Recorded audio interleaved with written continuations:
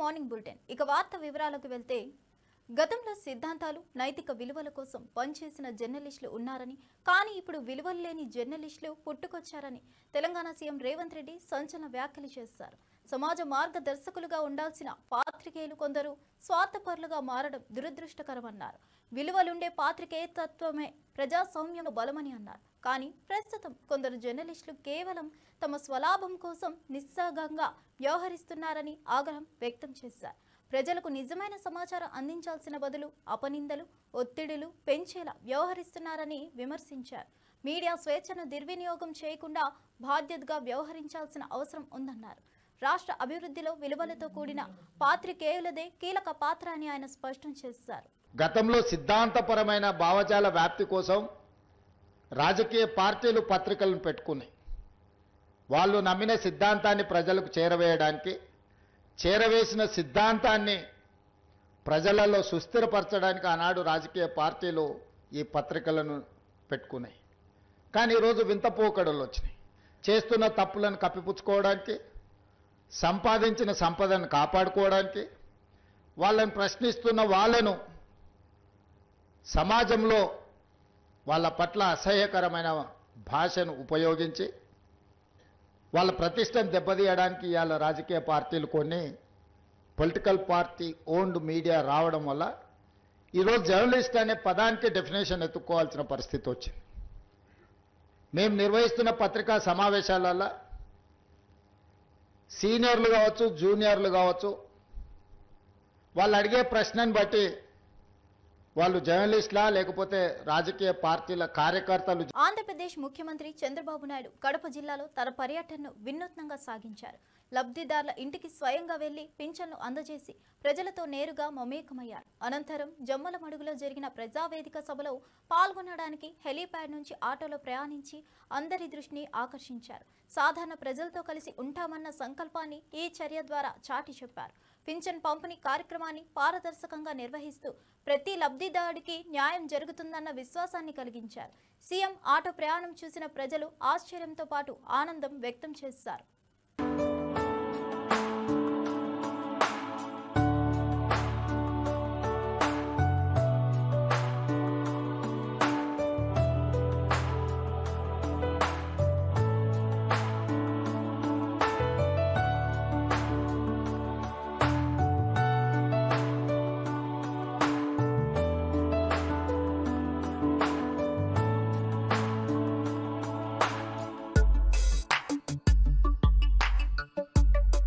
ప్రజలకు ఇచ్చిన ప్రతి హామీని నెరవేర్చేందుకు ప్రభుత్వం కట్టుబడి ఉందని రెవెన్యూ శాఖ మంత్రి పొంగులేటి శ్రీనివాసరెడ్డి ప్రకటించారు.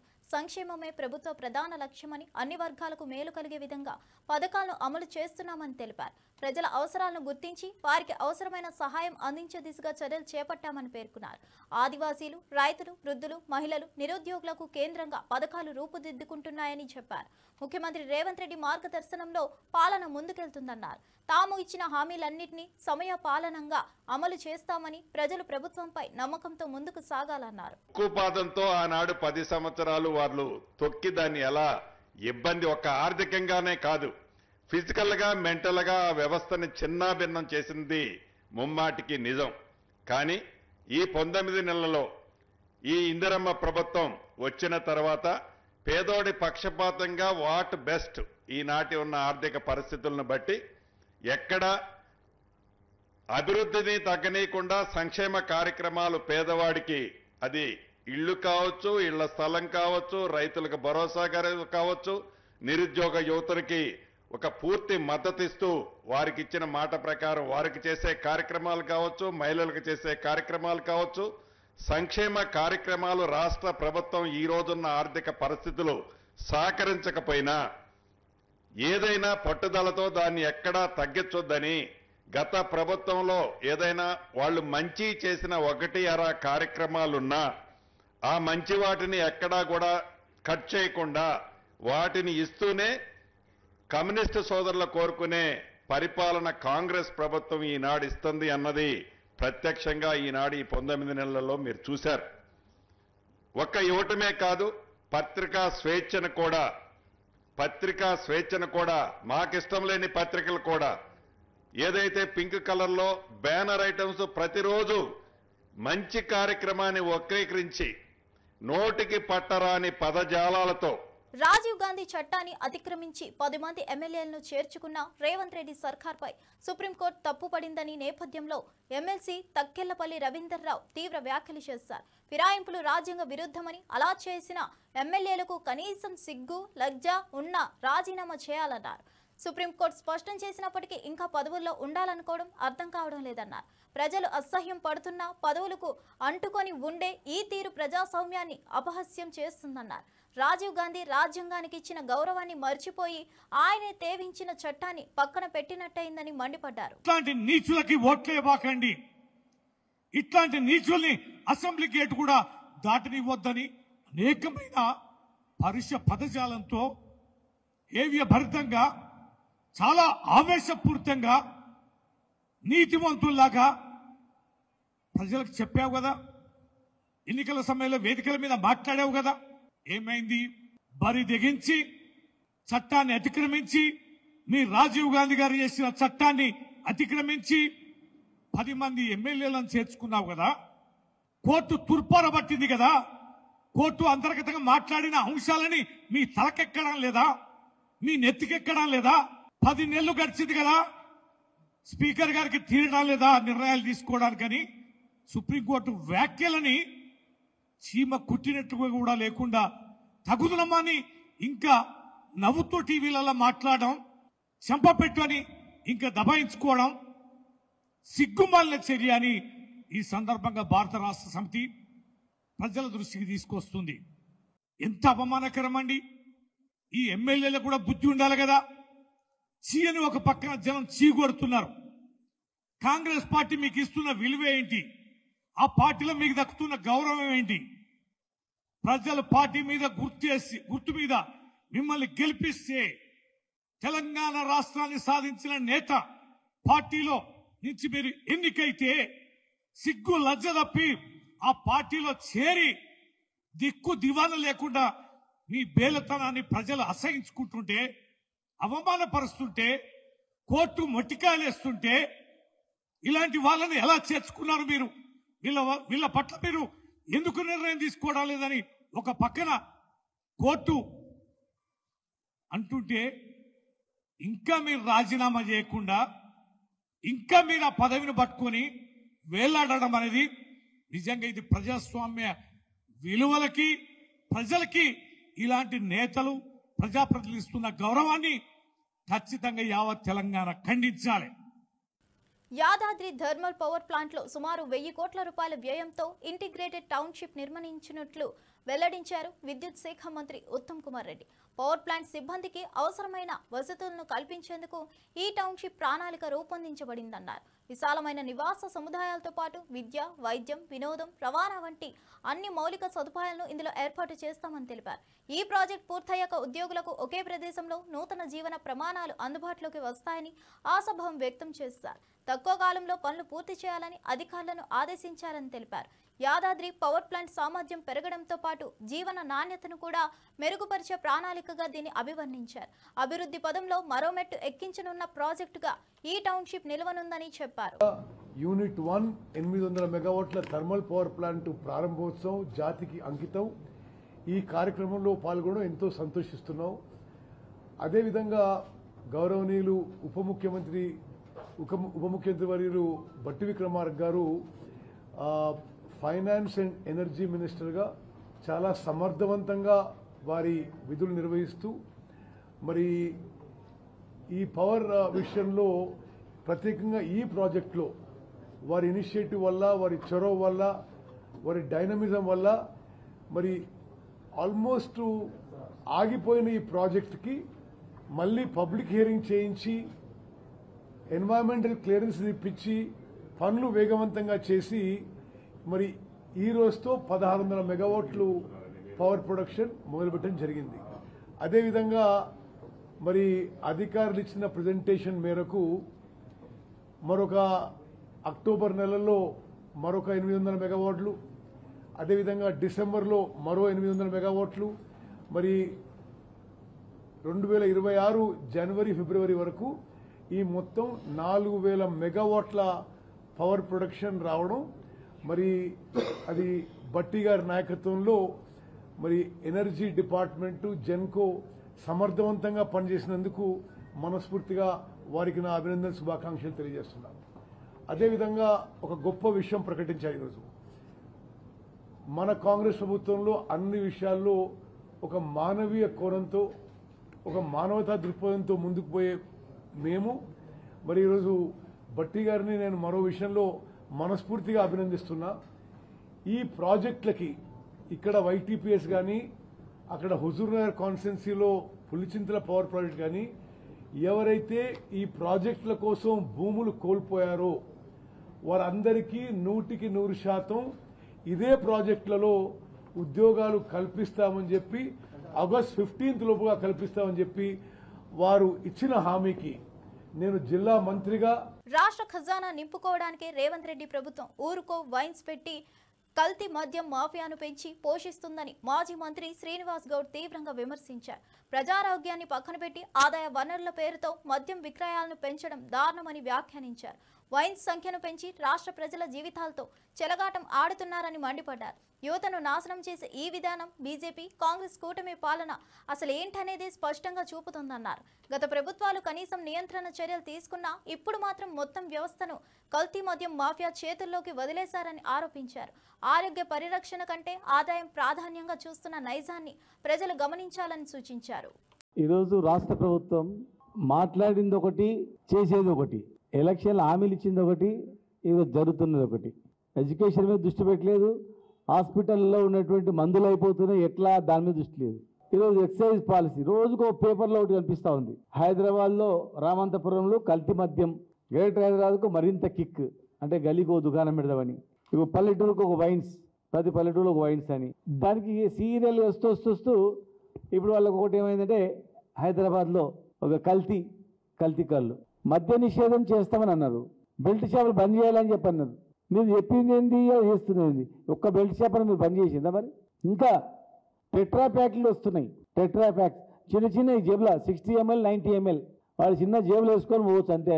ఆటోలో పోతూ లేకపోతే లైట్ పడ్డదనుకో, లైట్ పడగానే ఆ లైట్ తీసే లోపల లట్టుకుని ఇట్లా నోట్లో వేసుకోవాలి, నీళ్ళు తాగాలి, పోవాలి అంతే. కాదు ఆటోలో పోతా అంటే పూర్తి అందుబాటులో ఒక పాన్ తిన్నట్ల.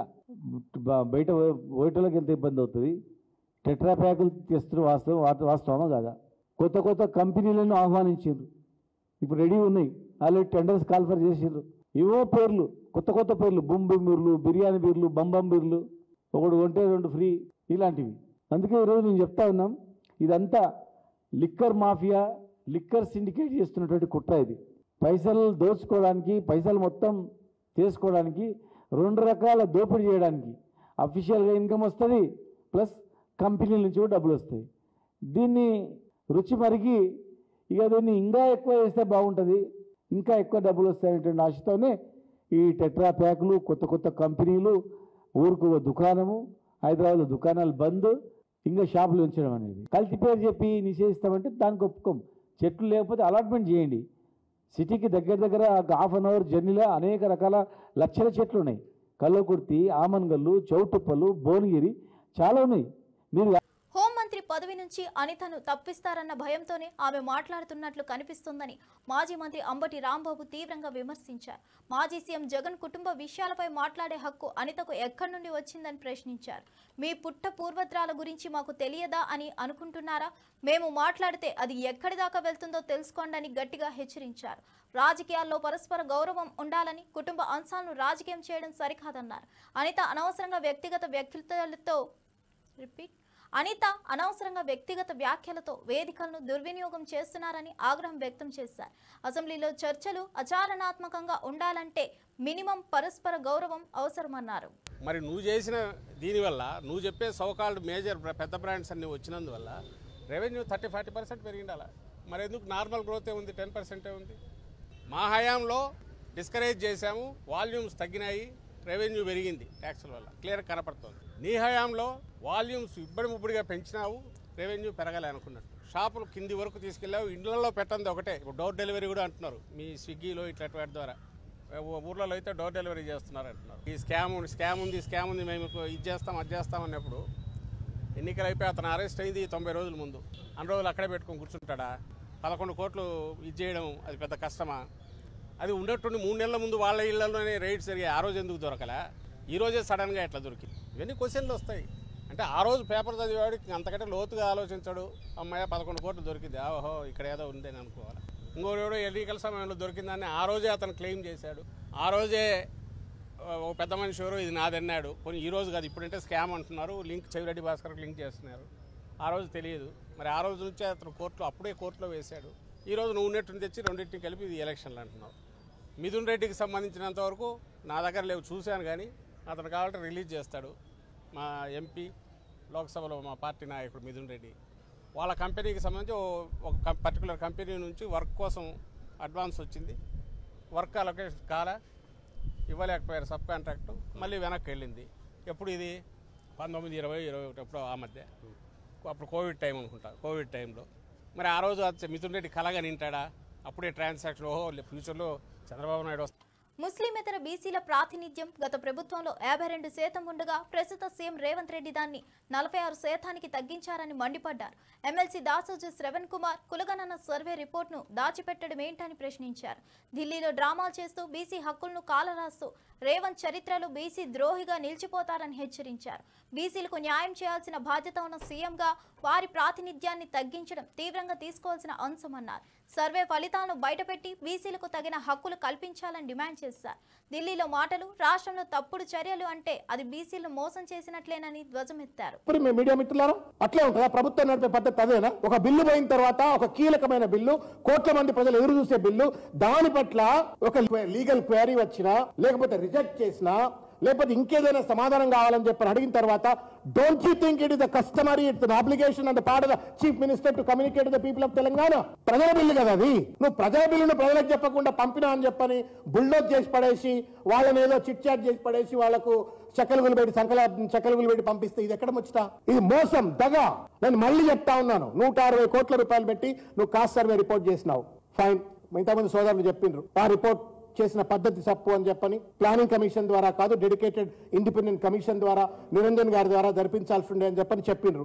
నెత్తిమే నోరు పెట్టుకొని మొత్తుకున్నాడు ఆయన. Ever since the cost census చర్చ వచ్చిన ప్రతిసారి కూడా ఆయన నెత్తిమే నోరు పెట్టుకొని ప్రభుత్వం ఇట్లా చేయాలని చెప్పని చెప్పిండ్రు. వినలేదు, చేసిన రిపోర్ట్ ను బయట ఎందుకు పెట్టావాను? మా రిపోర్టే అది, మేము ఎంతమంది ఉన్నామో మాకెంత అని మేము అడుగుతామని చెప్పని భయానికి నువ్వు బయట పెడతలేవా? చెప్పు నాకు. నువ్వు క్లాసిఫైడ్ డేటా ఇచ్చి పడేసి అసెంబ్లీకి ఏదో ఇచ్చినా అని చెప్పినావు. డీటెయిల్ రిపోర్ట్ రాహుల్ గాంధీకి ఇచ్చినావు. రాహుల్ గాంధీకి లెజిటిమేట్ రైట్ ఉన్నప్పుడు నాకెందుకు లేదు లెజిటిమేట్ రైట్? ఐఎమ్ సిటిజన్, నేను ఒక బ్యాక్వర్డ్ క్లాస్ లెజిస్లేటర్. నువ్వు కనీసం అసెంబ్లీలో పెట్టావు, కౌన్సిల్లో పెట్టావు. Caste survey report confidential, Bhusani Venkateswararao report confidential, expert group report confidential. ఇదేం కాన్ఫిడెన్షియాలిటీ? ఇది ప్రజాస్వామ్యమా? ఇదేమన్నా రేవంత్ రెడ్డి ఏకస్వామ్య నియంతృత్వ రాజ్యమా? ఇదేమన్నా అంబేద్కర్ రాజ్యాంగమా, అనుమల రాజ్యాంగమా? ఇది పొద్దున్నేస్తే పారదర్శకత, ప్రజాపాలన మాట్లాడే రాహుల్ గాంధీ గారు మీరన్న సమాధానం చెప్పండి. మీనాక్షి నటరాజన్ గారు మీరన్న సమాధానం చెప్పండి. మహేష్ గౌడ్ గారు మీరన్న సమాధానం చెప్పండి. What nonsense is this? How come 3 important reports pertaining to the future of backward classes are kept confidential? మాకు అనుమానాలు ఉన్నాయి ఆ రిపోర్ట్లని తప్పని చెప్పని. ఎందుకు అంటే గత ప్రభుత్వం చేసినటువంటి ఒక సర్వేలో బీసీలు 52% ఉన్నారు అని చెప్పని. ముస్లిమేతర బీసీలు 52% ఉంటే నువ్వు దాన్ని 46% తీసుకొచ్చినావు. మేము అయినా పర్వాలేదు, సచివాడి పెళ్లికి వచ్చిందే కట్నం అని చెప్పని ఏం చేయలేక చేతులు ముడుచుకొని కూర్చున్నాం. డేటా బయటికి పెట్టు. డెడికేటెడ్ కమిషన్ ట్రిపుల్ టెస్ట్ ప్రకారంగా, సెకండ్ ప్రిన్సిపల్ ప్రకారంగా, the government Bhusani Venkateswararao report is supposed to identify the unit wise political backwardness based on which you have to arrive at the percentage of the reservations that they are supposed to get. Unit wise అంటే ఏంటి? ఏ గ్రామంలో ఏ కులాల వాళ్ళు ఎంతమంది ఉన్నారు, ఆయా కులాల వాళ్లకు ఎన్నిసార్లు రాజకీయ ప్రాతినిధ్యం లభించింది, రాలేదని చెప్పని వార్డ్ అయినా, డివిజన్ అయినా, గ్రామమైనా, మండలమైనా, జిల్లా పరిషత్ పరిధి అయినా ఇవన్నీ కూడా బయటికి రావాలా? ఎందుకు పెట్టరు సార్ మీరు? బయట ఎందుకు పెట్టరు మీరు? ప్రజలకు ఇవ్వవు, శాసనసభ్యులకు ఇవ్వవు. వైద్యం, విద్య రంగాలపై ప్రభుత్వ ప్రాధాన్యత మరింత పెరిగిందని డిప్యూటీ సీఎం భట్టి విక్రమార్క పేర్కొన్నారు. ప్రజలకు నాణ్యమైన వైద్యం, విద్యను అందించాలన్న సంకల్పంతో ప్రభుత్వం పనిచేస్తుందన్నారు. మౌలిక సదుపాయాల కల్పనతో గ్రామీణ ప్రాంతాల్లోనూ అభివృద్ధిని చేర్చే దిశగా అడుగులు వేస్తున్నామన్నారు. ప్రతి వర్గానికి తగిన ప్రాధాన్యం కల్పిస్తూ సమతుల్య అభివృద్ధికి కృషి చేస్తున్నామన్నారు.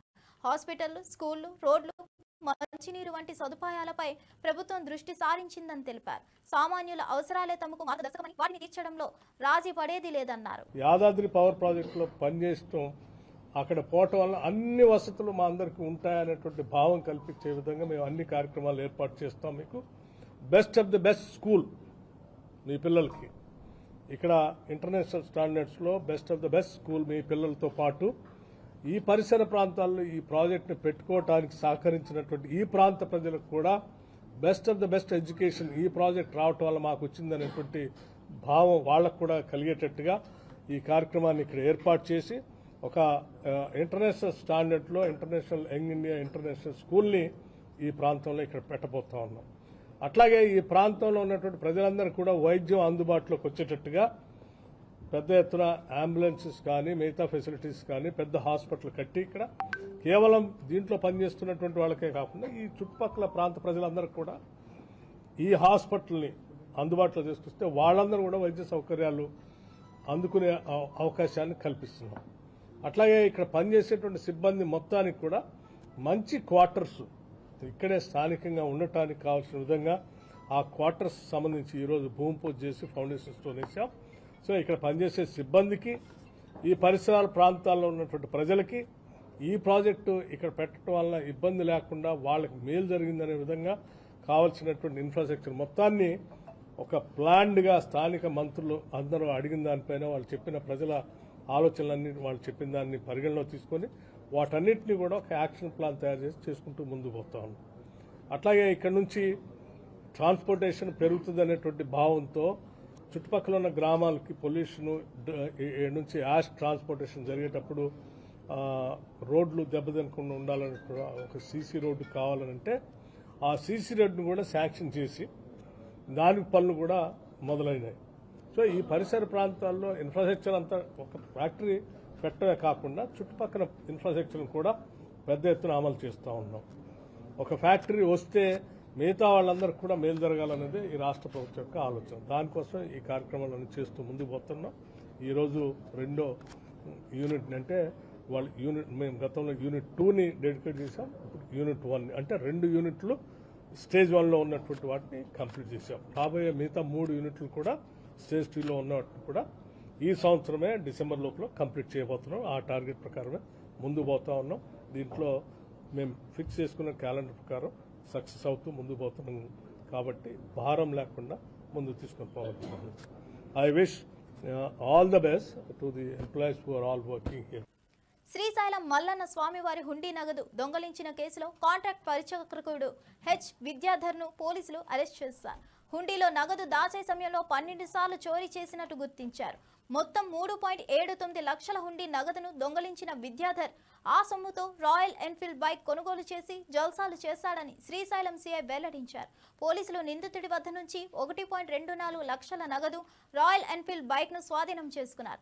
గత నెల 16న జరిగిన చోరీ ఘటనపై ఆలయ అధికారులు ఇచ్చిన ఫిర్యాదు మేరకు కేసు నమోదు చేసిన పోలీసులు సాంకేతిక ఆధారాలతో విచారణ జరిపి నిందితుడిని పట్టుకున్నారు. ఆలయ పరిశుద్ధతకు భంగం కలిగించే ఈ ఘటన భక్తులను కలిచివేసింది. భద్రతను మరింత పటిష్టం చేయాలని భక్తులు డిమాండ్ చేస్తున్నారు.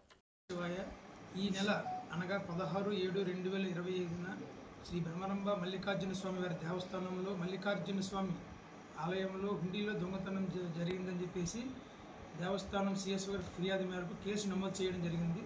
ఆ ఫిర్యాదు కేసు నమోదు చేసిన దర్యాప్తులో భాగంగా పూజారి గురించి వెతకగా ఈ దినం ఉదయం అతన్ని పట్టుకోవడం జరిగింది. అతను పట్టుకొని విచారించగా అతను హుండీలో ఇప్పటికీ అవైలబుల్ బ్యాకప్ ప్రకారం 12 సార్లు హుండీలో దొంగతనం చేయడం జరిగింది. ఆ 12 సార్లు దొంగతనం చేసిన అమౌంట్లో కొంత భాగాన్ని రాయల్ ఎన్ఫీల్డ్ బైక్ కొనుక్కోవడం జరిగింది. అతని వద్ద ఈరోజు 1,24,200 రూపాయలు నగదును సీజ్ చేయడం జరిగింది. అదేవిధంగా కొంత అమౌంట్ని అతని ఇంటిని బాగు చేసుకోవడానికి ఖర్చు పెట్టడం జరిగింది. టోటల్గా అతను హుండీలో నుంచి 3,79,200 రూపాయలు దొంగతనం అంటే 12 డేట్స్లో దొంగతనం చేయడం జరిగింది. అందులో మేము ఈరోజు సుమారు 2,79,200 రూపాయల నగదును సీజ్ చేసి అతనిని అరెస్టు చేసి రిమాండ్ నిమిత్తం ఆత్మకూరు కోర్టు నందు ప్రవేశపెట్టడం జరిగింది. ప్రస్తుత ప్రభుత్వ హయాంలో మద్యం వినియోగం అధికమైందే తప్ప ఆదాయం పెరగలేదని వ్యాఖ్యానించారు వైఎస్ఆర్సీపీ రాష్ట్ర కోఆర్డినేటర్ సజ్జల రామకృష్ణ. నారా చంద్రబాబు నాయుడు ప్రచారం చేస్తున్న మద్యం బ్రాండ్స్ వల్ల ప్రజల ఆరోగ్యానికి హాని తప్ప లాభం లేదని విమర్శించారు. తమ ప్రభుత్వ కాలంలో వినియోగం తగ్గుతూ ఆదాయం పెరిగిందని గుర్తు చేశారు. జగన్ పర్యటనల సందర్భంగా ప్రజలు రాకుండా గుంతలు తవ్వడం దురదృష్టకరమని అన్నారు. రోడ్డులో గుంతలు తవ్వి అపతులే తలబెడుతున్నారని, ఇది ప్రజాస్వామ్యానికి మచ్చపెట్టే చర్యలుగా పేర్కొన్నారు. భవిష్యత్తులో గోడలు కడతారేమోనన్న స్థాయికి చేరారని ఎద్దేవా చేశారు. ప్రజల ఆకాంక్షలపై ప్రయాణించే నేతను అడ్డుకోవడమేంటని ప్రశ్నించారు. మరి నువ్వు చేసిన దీనివల్ల, నువ్వు చెప్పే సోకాల్డ్ మేజర్ పెద్ద బ్రాండ్స్ అన్ని వచ్చినందువల్ల రెవెన్యూ 30-40% పెరిగిండాలా? మరి ఎందుకు నార్మల్ గ్రోతే ఉంది, 10% ఉంది? మా హయాంలో డిస్కరేజ్ చేశాము, వాల్యూమ్స్ తగ్గినాయి, రెవెన్యూ పెరిగింది ట్యాక్సుల వల్ల, క్లియర్ కనపడుతుంది. నీ హయాంలో వాల్యూమ్స్ ఇబ్బడిముబ్బడిగా పెంచినావు, రెవెన్యూ పెరగాలి అనుకున్నట్టు. షాపులు కింది వరకు తీసుకెళ్ళావు, ఇండ్లలో పెట్టండి ఒకటే. ఇప్పుడు డోర్ డెలివరీ కూడా అంటున్నారు మీ స్విగ్గీలో ఇట్లా వాటి ద్వారా. ఊర్లలో అయితే డోర్ డెలివరీ చేస్తున్నారు అంటున్నారు. ఈ స్కామ్ ఉంది మేము ఇది చేస్తాం అది చేస్తాం అన్నప్పుడు ఎన్నికలు అయిపోయి అతను అరెస్ట్ అయింది 90 రోజుల ముందు. అన్ని రోజులు అక్కడే పెట్టుకొని కూర్చుంటాడా? 11 కోట్లు ఇది చేయడం అది పెద్ద కష్టమా?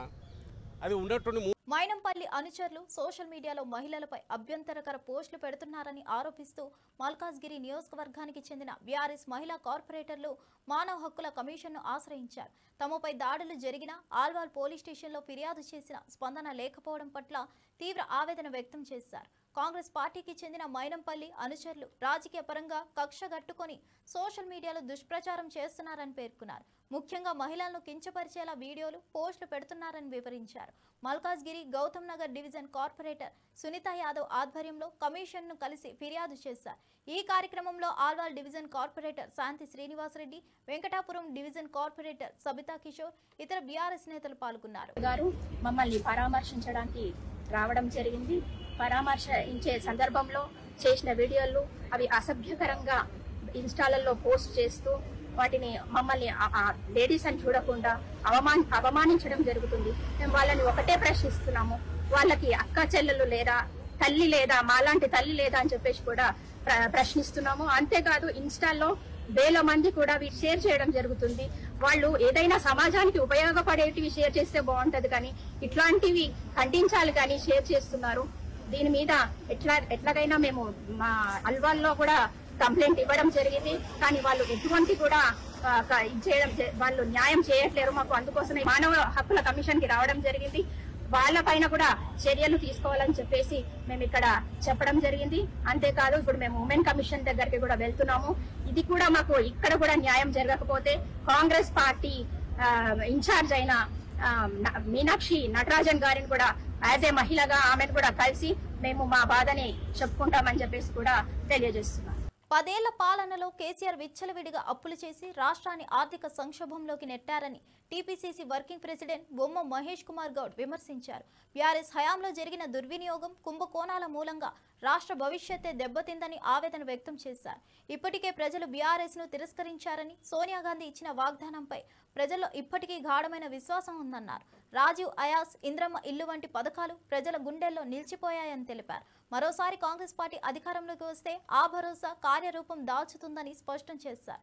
కేసీఆర్ పాలనపై ప్రజల్లో అసంతృప్తి ఎక్కడికక్కడే ఉందని, తెలంగాణ ఆత్మగౌరవాన్ని నిలబెట్టే శక్తి కాంగ్రెస్కే ఉందన్నారు. ప్రజలు త్వరలోనే మార్పు తీసుకురాబోతున్నారని బొమ్మ మహేష్ ధీమా వ్యక్తం చేశారు. అప్పు తీసుకొచ్చే ముందు కట్టే కెపాసిటీ ఉందా లేదా చూసుకోవాలి. అదేమీ లేకుండా ఇప్పటి ముప్పటిగా అప్పులు చేసి 7.5 లక్షల కోట్ల అప్పు. 65 ఏళ్ల కాంగ్రెస్ టీడీపీ పాలనలో మన అప్పంతా 65,000 కోట్లు మాత్రమే. కానీ 10 ఏళ్ల కేసీఆర్ పాలన 6.5 లక్షల కోట్లు అప్పు తెచ్చింది. ఇవాళ నెల తిరగకుండానే దాదాపు 6,000 కోట్ల రూపాయలు మనం అప్పు, రుణము, ఇన్స్టాల్మెంట్ కడతా ఉన్నాం. ఇంత ఇబ్బంది ఉండి కూడా మనం ఇచ్చిన మాటలు ఒక్కొక్కటిగా పూర్తి చేస్తూ ఉన్నాం. అధికారంలోకి వచ్చిన 24 గంటలు ఉచిత బస్సు ఇచ్చాం. అక్కడ మొదలుకొని నిన్న మొన్నటి వరకు ఇచ్చినటువంటి ఇంధనం ఇల్లు కానీ, రేషన్ కార్డులు కానీ, సన్న బియ్యం కానీ ఆషామాషి కార్యక్రమాలు కావు. ఇవన్నీ కూడా ప్రజలకు ఇస్తూ ఉన్నాం. ఈ ప్రజలకి చేరుతున్న తీర్థనులు, ప్రజలు పొందుతున్న ఫలాలు ఏ రకంగా ఉన్నాయి, ఇంకేమైనా లోటుపాట్లు ఉన్నాయా, ఇంకేమైనా సరిదిద్దుకోవాల్సిన అవసరం ఉందా, ఇవన్నీ తెలుసుకోవడానికి పిసిసి పాదయాత్ర రూపంలో మీ దగ్గరకు వచ్చింది. రావడానికి కారణం మీ నుంచి వినాలని, మీరు చెప్పే మాటలు వినాలని. ఇవాళ మీరు మాట్లాడినారు వేదిక పైన చాలామంది, వాళ్ళ రంగన ఉన్నారు, మనోహర్ రెడ్డి గారు ఉన్నారు, చాలామంది ఉన్నారు, మధుయాసి గారు ఉన్నారు. ఎవరు మాట్లాడలేదు, కేవలం మీరు మాట్లాడేది విన్నాం. కారణం ఏంటంటే గ్రామాల్లో ఉండే స్థితిగతులు, గ్రామాల్లో పడుతున్న ఇబ్బందులు మాకన్నా ఎక్కువ మీకు తెలుస్తాయి.